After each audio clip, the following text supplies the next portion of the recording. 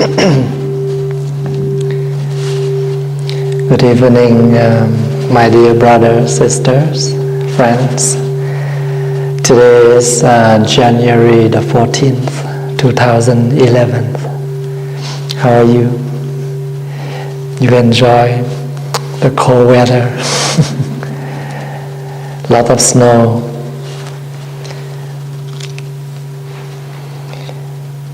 My dear brothers and sisters, in our tradition, we use the term tu học a lot. Tu means practice, học means learning. And you want to practice, that means you want to change, you want to do something new. You want to correct something, or you want to review something. The word practice is very deep and very wide. Depends on how we experience and how we want to practice. So we can understand the word practice in many different ways. We can understand practice as a cultivating. Practice can be a transformation.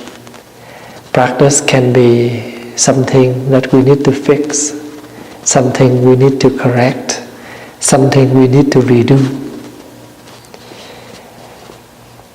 And every time when we do something, we have to understand why we do it.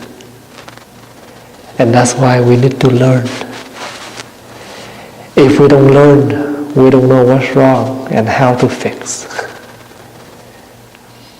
Let's say if we read an article, we read our writing, and we have to understand how the word spell. So we look at the word, we know it is the misspelling word. So we can erase it, and we can change the word and make it correct. We are the same. We need to reflect ourselves often in order to see what's wrong and how well we practice.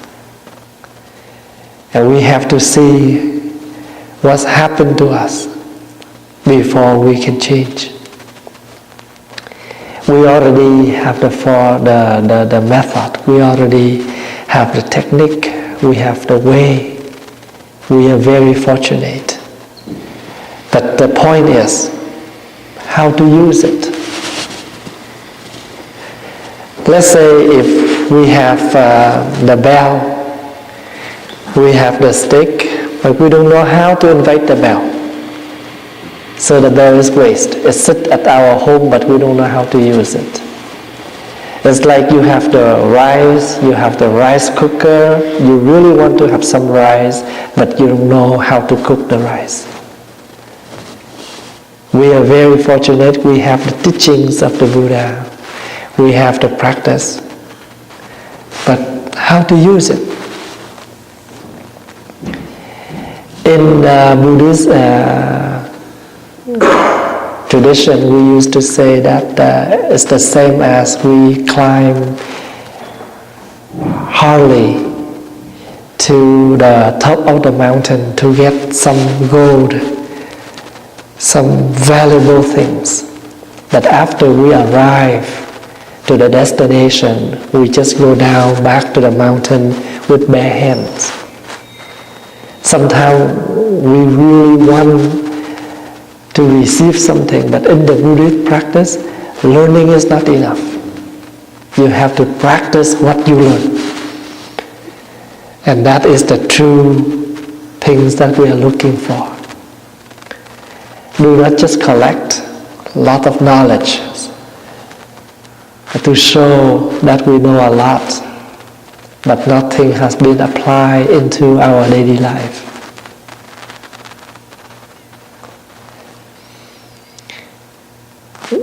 we have two words, merit and sins. And sometimes people ask, what is sins? Sins means whenever you do something to harm someone and to harm yourself, that's called sins. Merits, it's something you do to benefits for others and benefits for yourself. That's called merits. Let's say just coming here on Friday, sitting here practicing meditation with the Sangha, it is a great merit because we benefit from the meditation. We benefit from the teachings of the Buddha.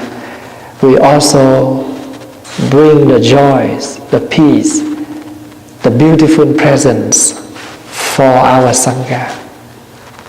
So we already offer the merits to the community.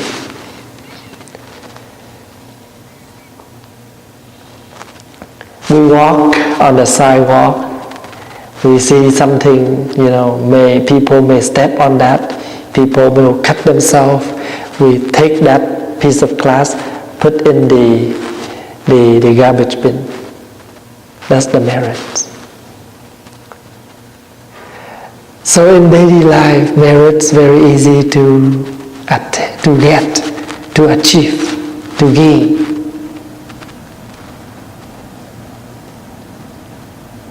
You go downstairs, you see the slippers, very messy. Eventually you put them in pair, put back on the shelf. That's the merit. That's the practice. And if we think, they're not mine, so why I have to worry? And that is not merit. Remember, something you do to benefit for others, but it is also benefit for yourself too. Because when you're able to clean up, correct things, we try to arrange our life, correct ourselves, and make ourselves more nice, neat, and tight. So one of the Bodhisattvas asked the Buddha, how can we get the true merits? And the Buddha said, there are few things that you can practice.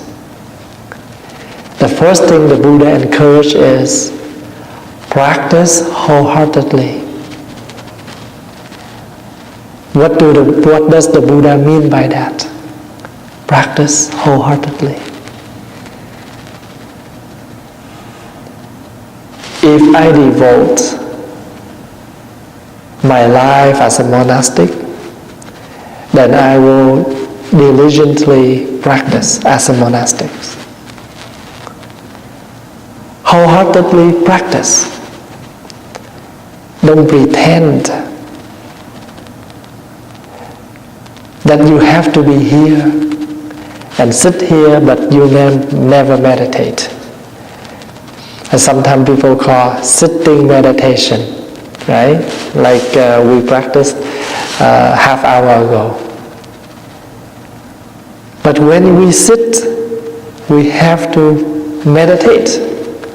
Don't just sit, but we just have the form of sitting, but in our mind, we don't meditate at all.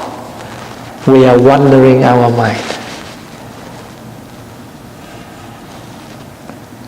Sometimes I don't feel well, but I know that night is the Friday night. I try my best to come with the Sangha. Because, they have to spend their time and drive all the way to come here to practice. Even though I'm not well, but I'm not that bad, so I can come with the Sangha. That's called wholeheartedly. I don't pretend that I have to be here, but I'm here with you with all my heart, because I know you are coming here with all your heart too.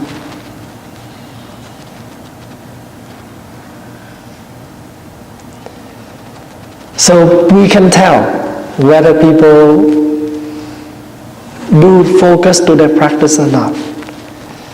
Looking at the way they walk, looking at the way they sit, looking at the way they do things, we can tell they have the heart for the practice or not.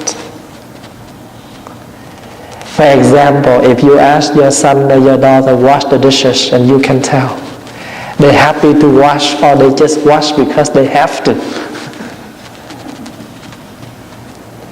So when something we want to do, things look different, isn't it?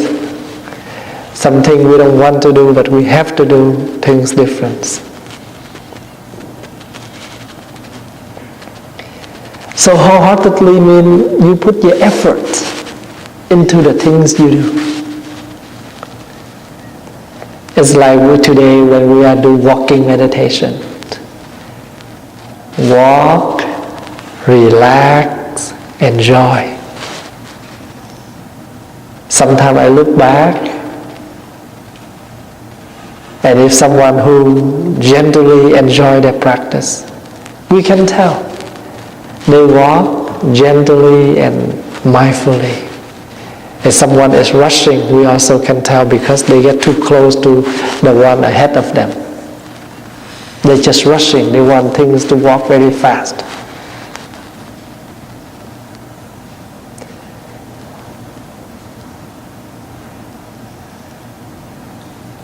And sometimes I don't know whether you have this kind of feelings or not. And you ask someone to help, but they're not happy to help.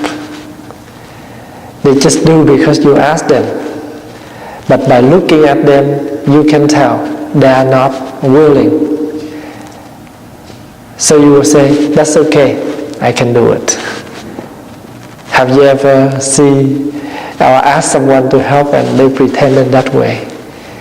So the best thing is we have to say, thanks for your help, now I can do it. Because instead, they keep doing the work, but they're not happy. So how can they, in the same way, we cannot be happy when we do things for others, but we don't enjoy the things we do. We just come because we have to. No choice. That's big difference.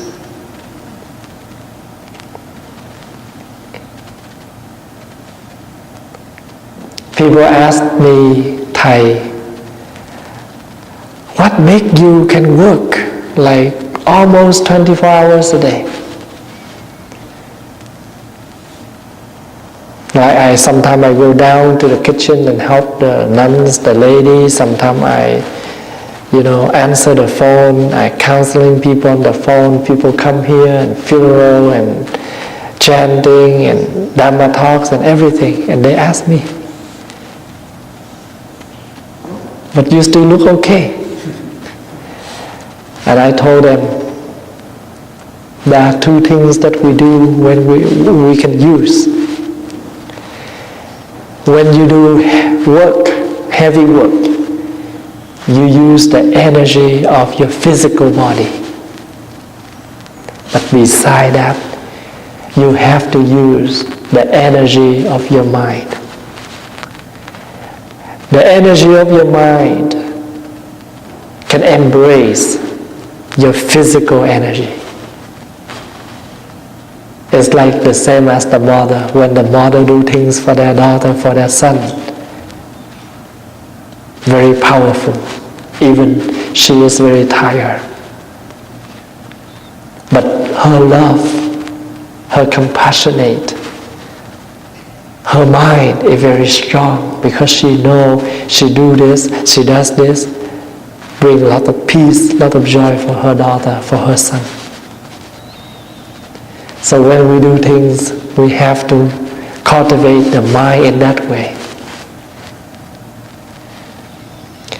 2 days ago, I received a phone call from a lady and she cried on the phone. Thầy, my father is very sick. Can you please pray for him? And after I wrote down the name of the patient, and I asked her, Which hospital? They could not imagine that I will come and visit. But the next day, I came. She does not remember the room number. She just told me what is the hospital, the name of the hospital. I went there, I have the name, so I asked. When I step in, they surprised, but I can see they're very happy. So when I come, the patient, the old man, very happy, he hold my hand. What temple you come from? He asked. I told him, I come from Trúc Lâm Temple, monastery. The Trúc Lâm monastery in Canada or in Vietnam, because in Vietnam they have Trúc Lâm monastery too. And the son say, Father, you have to eat if you want to go to visit Vietnam. And I talked to him, I encouraged him to eat. I'm very busy on that day, but I can spend like an hour or more to visit a patient. Because we know that when someone is sick, if we're able to come and visit, they're very happy. If you learn that your friend is sick, you're unable to come, pick up your phone. Pick up the phone and say hello and ask. They're happy to hear that. Those are all the merits that we can do. Don't think that you can do something, seriously, very great to gain the merits. Simple. Very simple. You walk around the meditation hall, you see a piece of garbage, you pick it up, you put it in the garbage can. That's the merit. The second thing that we can do to gain the true merits, that we keep our mind pure, clear. How? Very gentle way of thinking. And the most important is, do not doubt on others. Instead, learn to trust them. Sometimes we met someone and we don't have a good feeling for that person. Or we never know anything about that person, but we have heard someone talk about that person. So since then, we have built a very strong perception of that person. And that's why when we see that person, when we talk to that person, when we associate with that person, we don't feel comfortable. Something like a distance between us and that person, even though we never know anything truly about that person. Let's say if you don't know about me, but you will hear someone gossiping about me. But when you come and you don't feel comfortable, you have a lot of doubt. I don't know, is he a true monk, a true practitioner or not, etc. So try to keep our mind as pure as we can, because in that way we can look at people with our loving kindness eyes. We can talk to that person in a very gentle way, in a very, peaceful way. Because when you have a wrong perception about someone, it's very hard that we can keep our mind pure and clear about that person. Can you imagine how many times a day we have a lot of wrong perception about something, about someone.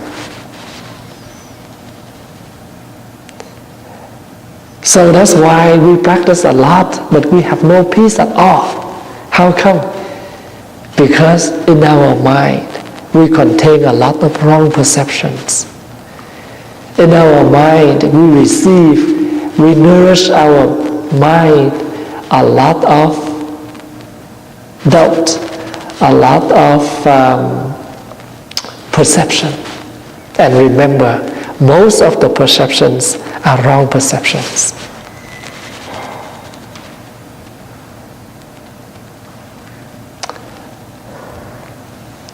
So try, and if we do not practice wholeheartedly, we are unable to keep our mind pure. So the first thing and the second thing related. Wholeheartedly come to someone. By then, you can clear off your mind. If you don't understand about something, come and ask. And then you clear out what you have a wrong thinking about that person, and because of your asking, you can solve all your questions. You can solve all your problems. The third thing that we're able to practice is meditation. I have shared and remind a lot about what is meditation. Meditation means to stop wandering our mind and pay attention mindfully to something we do in the present moment. That's called meditation. Meditation can be done in sitting, in walking, in standing, in all daily life. Not only sitting. Not only sitting. Meditation can be practiced when we talk, when we walk, when we eat. Another word, be very mindful with all of our action, our speech, and our thinking. That's called meditation. When you're thinking of something, and if that thinking is not good, we need to stop. Wait a minute. This is a bad thinking. Clear that. Clear your mind. Since then, you are meditate. Clear out of that bad thinking, negative thinking. You clear your mind. Clear doesn't mean you empty. You don't think of anything. No, you're still thinking. But instead of a lot of negatives, now we learn to think positives. Don't ever think, oh, I meditate in order to clear out everything in my mind. No, we can't. We never stop thinking. But our habit is we think a lot of negatives. We focus to a lot of negatives. That's why we cannot be happy. That's why our mind cannot be calm and relaxed. Now we're still thinking, but learn to focus to positive things more. Let example. If I hold up a piece of paper, okay, and in that piece of paper there is a little dot, and I will ask, brothers and sisters, do you think of anything? Most of the people will say, yes, I see a dot on a piece of paper. Very rarely will say, I see the piece of paper. Actually, I hold up the piece of paper, but we will say, I see a dot. A dot is very tiny, but we see it. The whole piece of paper, we don't see it. That's who we are. Why? because something very clear and present, we don't pay attention, we don't focus, we don't care about it. But one dot, very small, but we can see it. Let's say we have the whole life with so many things to focus on and work on and taking care for. But if something is, push us down, we just focus to that and make us, unhappy for all the life. So meditation is very simple, but very practical.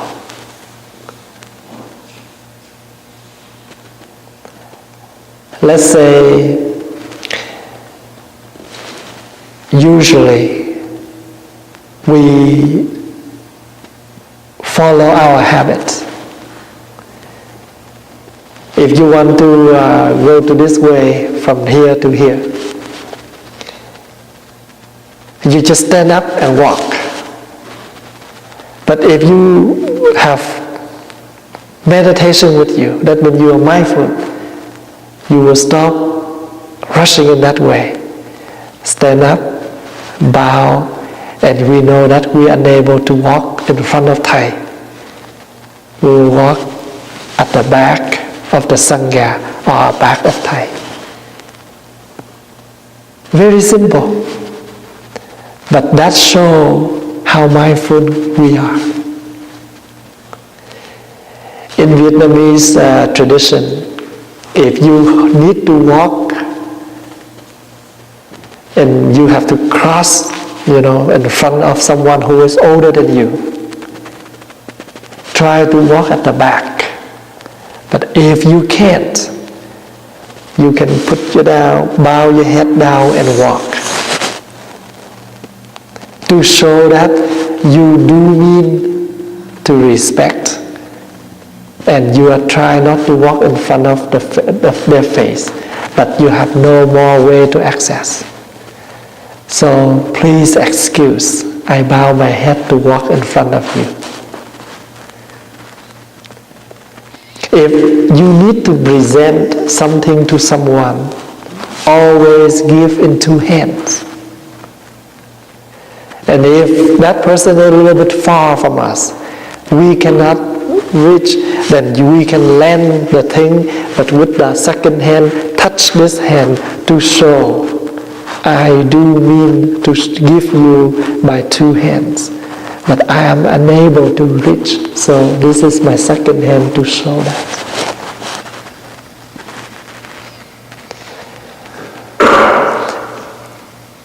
When we was in the class, if the teacher asks some question and we want to answer, we cannot just speak up, we need to raise hand.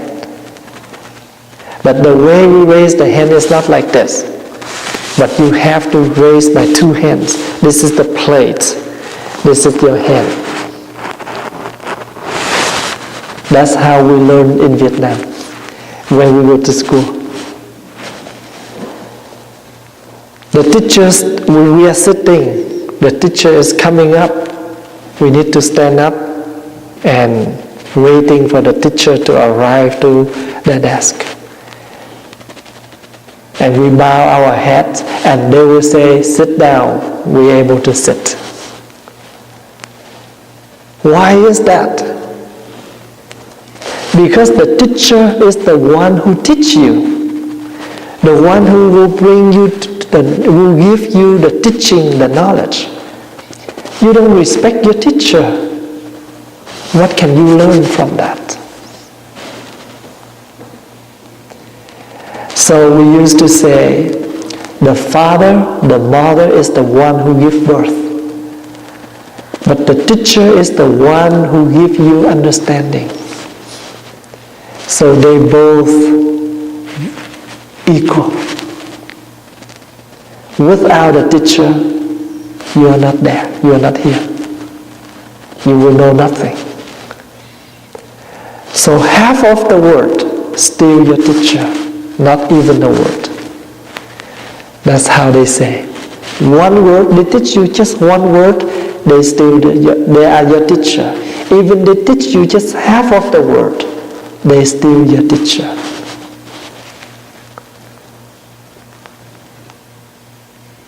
So we learn from that.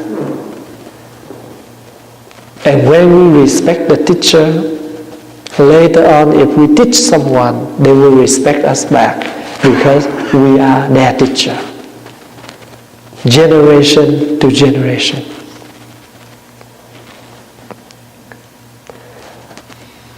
The fourth thing that we can practice is cultivating our loving kindness. Life needs love.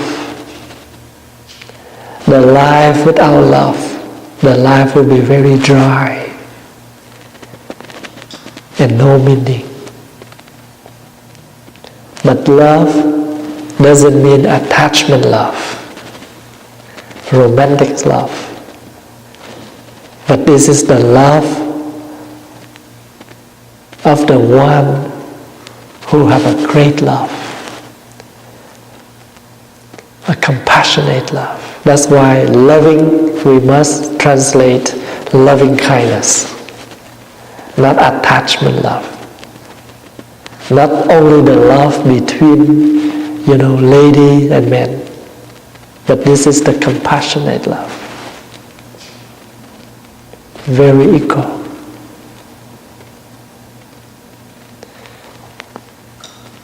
If we feel that we don't have any love for anyone, that's danger. That's danger. We need to cultivate. If I see the brothers and the sisters, they don't love each other, they don't care about each other, that is my greatest pain. If I see that the brother never care for their brothers, it's my great pain.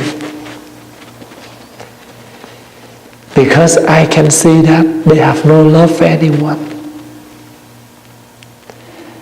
But if I'm standing at the back, I see the big brother. Take good care for the smaller sister, the younger brother. Make me happy. In a very gentle way, they give me a great gift. Because they have loved each other. And that means my words has been influenced. My words, they take it, they practice it. If you say to your son or your daughter, you both are brothers and sisters, you must love each other. You go home, they're fighting, they never love each other. They just hurt each other all the time. As a mother, as a father, we're never happy about that. We know kids always have problems, but not even 10 minutes, right? A few minutes later, they can play together. But in their heart, when someone is in the danger, they do love for, they do care for. So, let's cultivate our loving kindness. If we have nothing to love, no one to love, I think we need to find one. And remember, I don't mean to encourage you to find a boyfriend or a girlfriend. But this is the very compassionate love. You see that we have the Lady Buddha. That's called Avalokiteshvara, Kuan Yin. Why is she in the lady form? Because the lady stand for the mother's love. And what is her practice? Listening deeply When someone suffers, we sit attentively and listening to that person. We relieve the suffer of that person.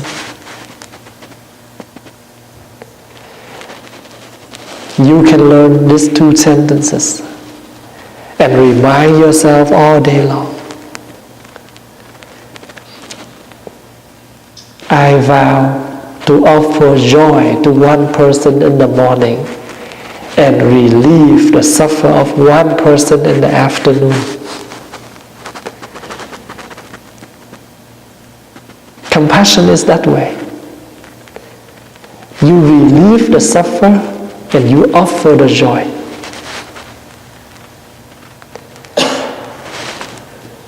Let's say we come to the Friday class.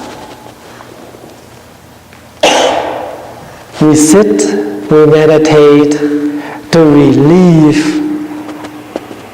our stress. And we receive the Dharma. That means we compassionate with our body and our mind. We know in our mind we have a lot of negatives. We come here to sit, to walk, to release them. And then we receive the Dharma rain, the teaching to water, to make ourselves more fresh, more happy.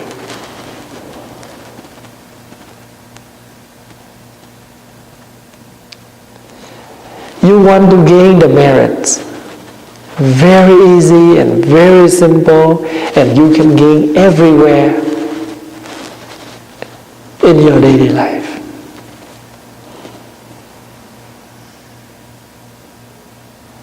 You know, walking around the temple, this is a small monastery.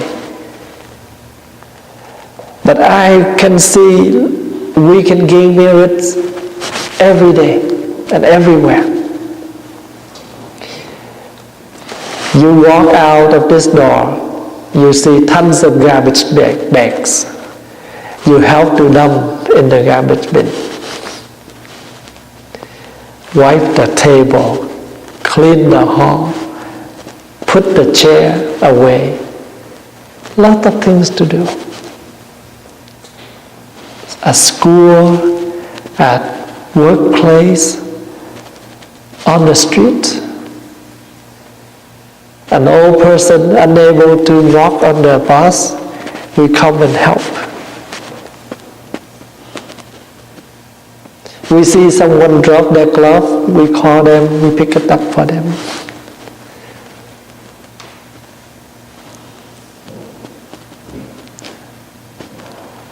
The last thing we do, that we can gain the true merits, that is to protect the Dharma. Dharma means the teachings. We need to protect the teachings because the teachings able to transmit and relieve the suffer of many others.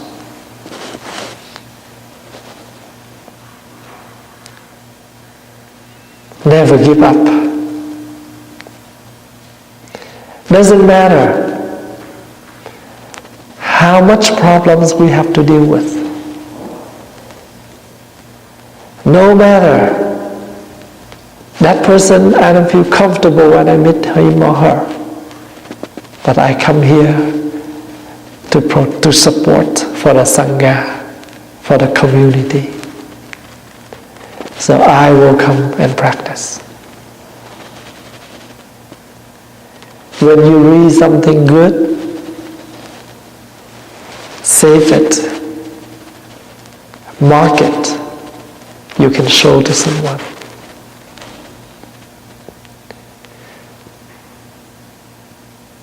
When you eat, the same as when you go to somewhere and you eat something that's delicious, that's good, you always bring your friends there, introduce.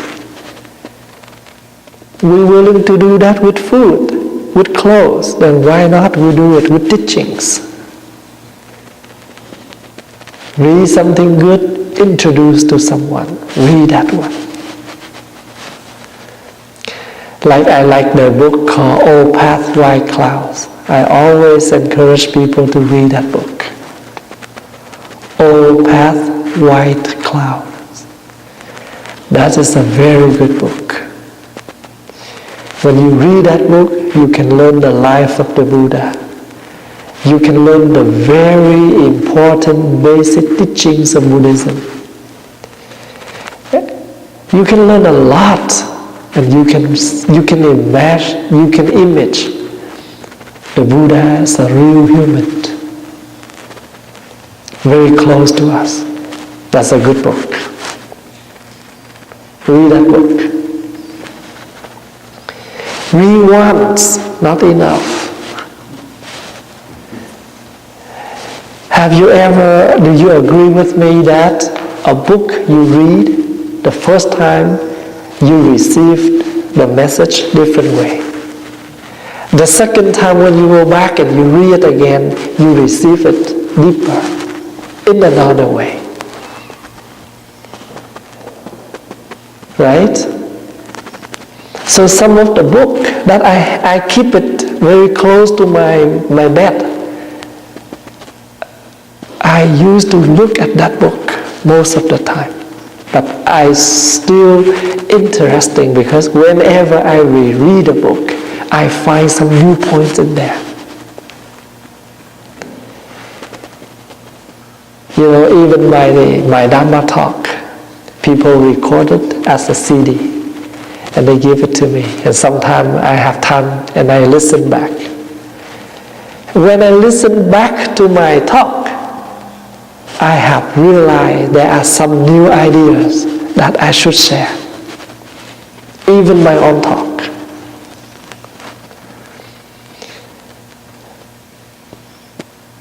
So that's why, each day we don't have time. You can read just few sentences, just a paragraph, but never stop. Even a paragraph. But that will give you a lot of understanding and that will give you a lot of relief. You don't trust me, you do it and you will see.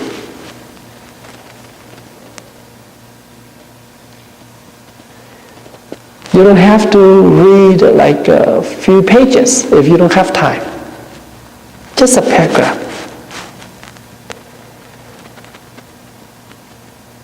That's why the Buddha say, socialize with good friends. Socialize with good things every day. What does that mean? Not only walk on the street and find good friends, but sometimes good friends stay right in our room, on the top of our bed, and that is the book.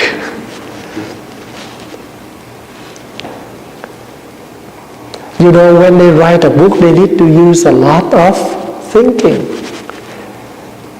That is their spiritual child. They put a lot of effort in that book. Now all we need to do is just read it. Why don't we read it? They can take a year to write a book, but we can finish the book in a day. But we need to take the whole life to practice the book.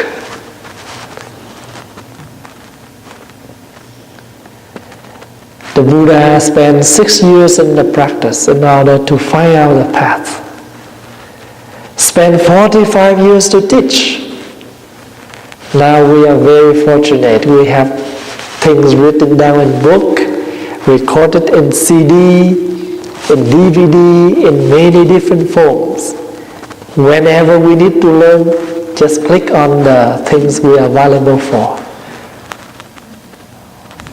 In the very technicians society, very technology. But if we don't use the technology right, the technology can turn around and damage us.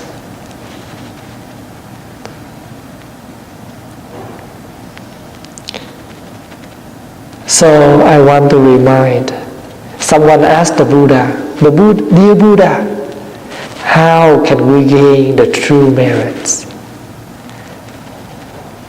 There are many, many ways, but the Buddha gave us 5 basic ways. The first thing is practice wholeheartedly. The second is keep our mind pure and clear. The third thing is meditation. The fourth thing is cultivating loving kindness.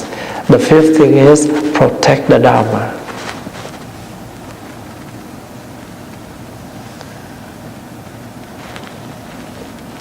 Practicing wholeheartedly.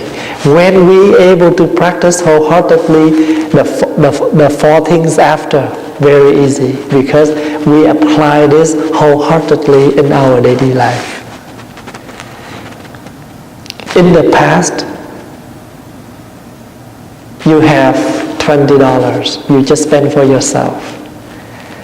Now you can think, if I share this with someone who is poorer, maybe they benefit from that. In our temple here, every year the young monastics receive a lot of donation. The red envelope like symbolize for the good luck in the new year. That's the Asian tradition. People put $5, $10, whatever amount to give like a gift they receive, they can take, they can accept. But after that, they will divide, they will split into 2 parts. They keep half, they donate half. I collect all of that half, I send back to poor countries to help for the students who are unable to have enough money for their school fee. Can you imagine? Only $50 can help for one child for the whole school year. For their clothes, their school supplies, and their school fee. $50. $5, we can feed them whole month. In here, our kids, $5, just one hamburger, that's it. Not even a drink. But $5 can feed one student in Vietnam for 1 month. If we don't see all of that, our heart, our loving kindness never touch.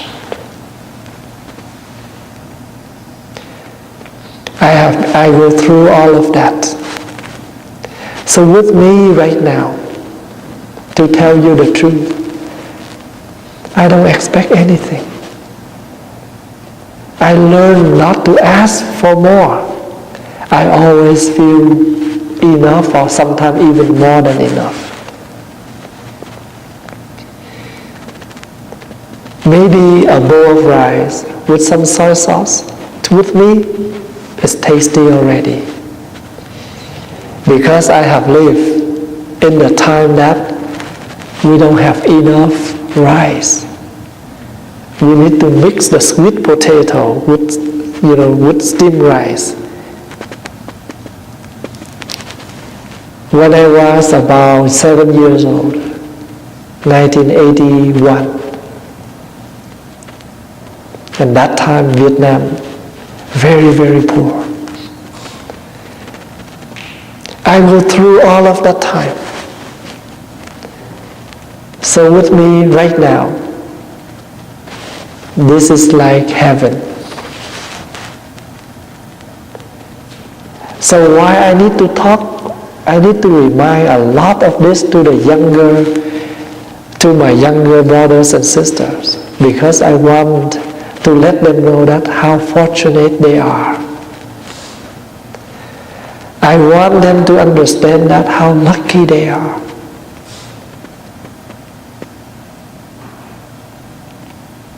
one pair of their glasses, or one toy, one electric toys that they buy in Toys R Us can feed someone for the whole year.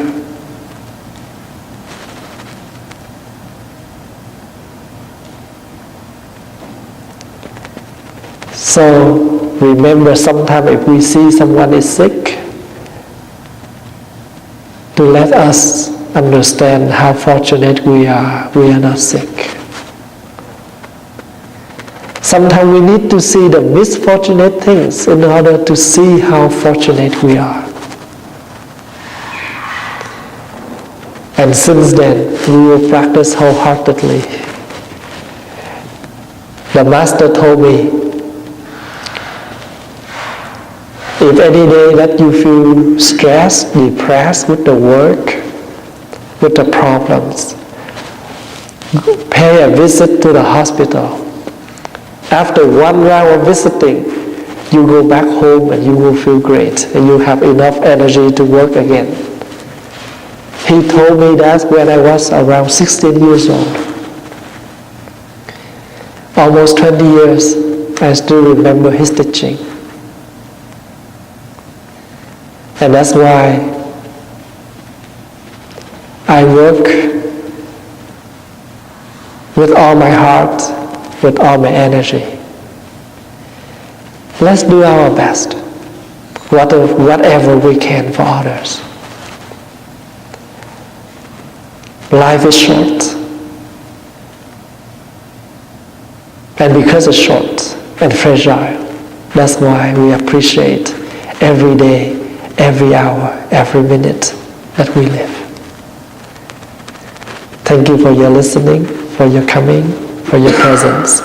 I hope you enjoy your night and see you next week.